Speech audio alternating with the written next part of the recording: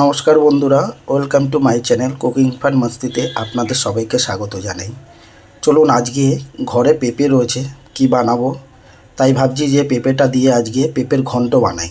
আর ঘরে চিংড়ি মাছও দেখলাম অল্প কিছু রয়েছে, তো চিংড়ি মাছ দিয়ে পেঁপের ঘন্ট আজকে বানাতে চলেছি।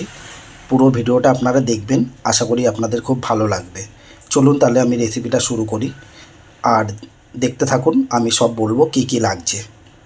দেখুন বন্ধুরা, আমি পেঁপেগুলোকে আমি ভালো করে ছাড়িয়ে এইভাবে লম্বা লম্বা করে কেটে নিয়েছি।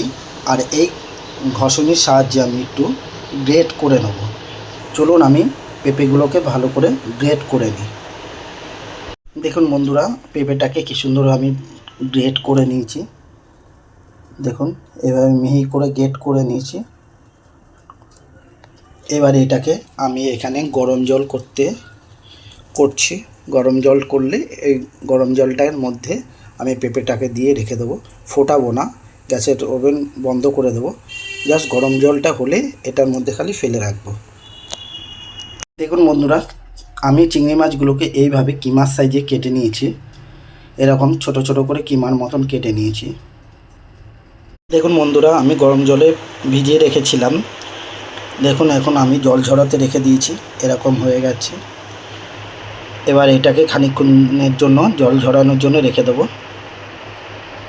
দেখুন বন্ধুরা, আমি কড়াইতে তেল দিয়ে দিয়েছি। এখানে আমি কিছুটা পরিমাণে জিরে ফোড়ন দিলাম,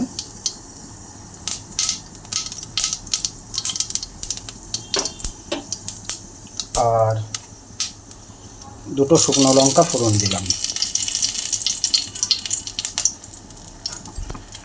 দিয়ে এখানে টমেটোটা দিয়ে দিলাম।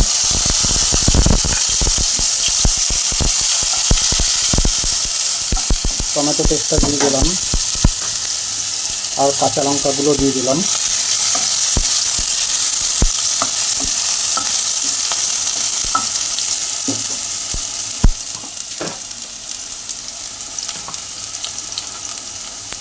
পরিমাণ মতো নুন দিয়ে দিচ্ছি।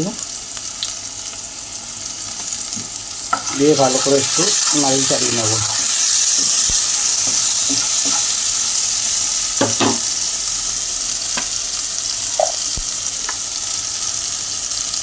এবার আমি আদা কুচিগুলো দিয়ে দিলাম। দিয়ে ভালো করে একটু নাড়িয়ে চাড়িয়ে নিচ্ছি। আদার গন্ধটা চলে গেলে বাকি মশলাগুলো দেবো। দেখুন বন্ধুরা, আদার গন্ধটা চলে গেছে, আমি ভালো করে নাড়িয়ে চাড়িয়ে নিয়েছি। আর এখানে আমি একটা পেস্ট তৈরি করে নিয়েছিলাম। জিরের গুঁড়ো আর হলুদ গুঁড়ো 2 চামচ, জিরের গুঁড়ো 2 চামচ, আর পরিমাণ মতো নুন আর লঙ্কার গুঁড়ো হালকা দিয়েছি। এই পেস্টটাকে আমি এখন এর মধ্যে দিয়ে দিচ্ছি। দিয়ে ভালো করে একটু নাড়িয়ে চাড়িয়ে নেব।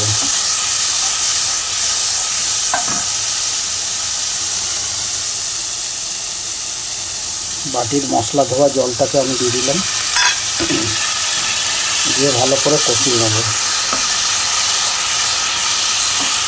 এবারে ভালো করে কষিয়ে নেব। দেখুন বন্ধুরা, মশলাটা কষানো হয়ে গেছে। আর এখানে চিংড়ি মাছটা আমি দিয়ে দিচ্ছি। দিয়ে এর সঙ্গে ভালো করে কষিয়ে নেব।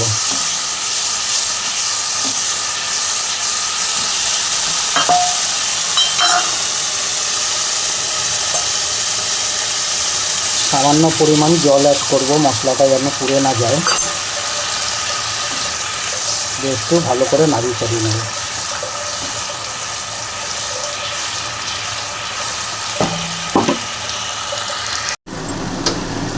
দেখুন বন্ধুরা, মশলাটা আর চিংড়ি মাছটা ভালো করে কষানো হয়ে গেছে। এবার আমি এর মধ্যে পেঁপেটা দিয়ে দিলাম। এর মধ্যে পেঁপেটা আমি ঢেলে দিচ্ছি সব।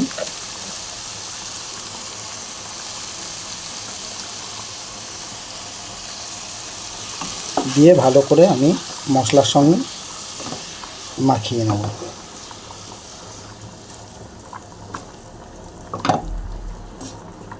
এভাবে মাখিয়ে নেব। দেখুন বন্ধুরা, আমার পেঁপের ঘন্টটা মোটামুটি হয়ে এসছে। দেখুন, এবার এখানে সামান্য চিনি দিয়ে দিলাম ব্যালেন্সের জন্য, দিয়ে একটু ভালো করে নাড়িয়ে চাড়িয়ে নেব।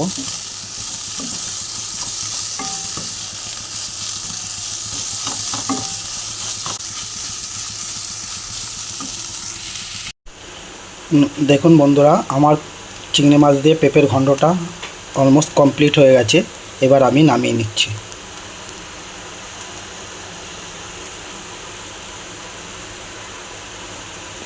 দেখুন বন্ধুরা, চিংড়ি মাছ দিয়ে পেঁপের ঘন্টটা আমার অলমোস্ট কমপ্লিট হয়ে গেছে, আমি নামিয়েও নিয়েছি।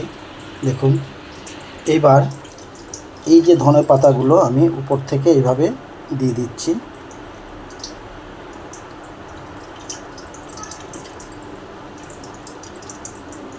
দেখুন,